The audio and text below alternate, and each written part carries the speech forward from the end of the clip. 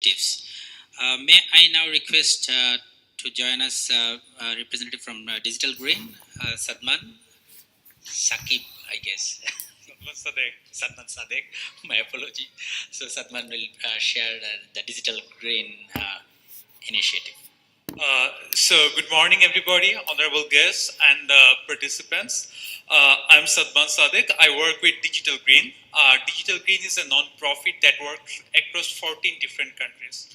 Let me just start my presentation asking questions. If I don't have this opportunity of having a multimedia behind me, how hard it would be for me and all the presenter to actually show the idea towards you.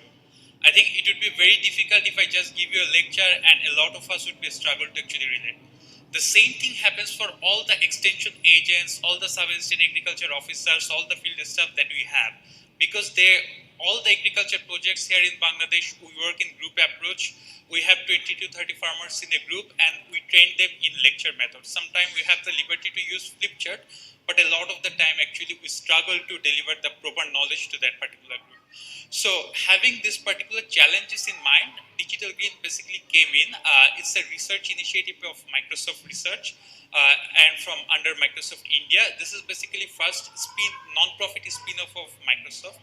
So we came up with this particular projector which we use and which we give to the local extension agent, private sector and sub-assistant agriculture. When they do any kind of training, they actually use this kind of particular projector and you see it actually projects a 40-inch display to the audience. So whenever an extension agent goes in, instead of just talking about all sorts of different topics, they now can show the beneficiary, now can show the farmer and the real examples that's happening in the field. So our study finds, we have several studies based on our approaches, it's found that this particular approach is actually 7 times more effective than traditional lecture method. Now the question comes in, if I just give this particular projector to a sub-assistant agriculture officer or a field staff, will they be able to actually make a presentation like similar to the community? The answer is not. So that's why we integrate videos to this. So for example, if you have about 50 field agent, we train one of the field agent to produce videos. That particular agent produces videos and show it to the rest of the group. And all other extension agent actually embeds the video into this particular projector and shows it to the communities.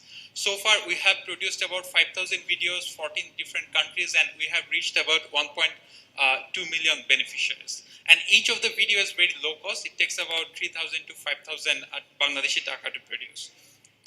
Another interesting thing that we've been doing in Bangladesh for at least the last 6 months is we're creating a new transportation model for farmers, basically taking the concept of Uber or Pathao, the ride-sharing companies, and we are bringing to the farmer. If you're familiar, every vegetable farmer has to go to market every 4 or 5 days. This basically takes up a lot of time and often is not cost effective. If I'm a smallholder farmer producing 45 kg or 60 kg of my product, and then it's not cost effective for me to go to the market. So we're creating transportation agent along the communities. When a farmer actually needs to go to the market, he actually calls our guy and this guy actually brings up a vehicle and takes the product to the market.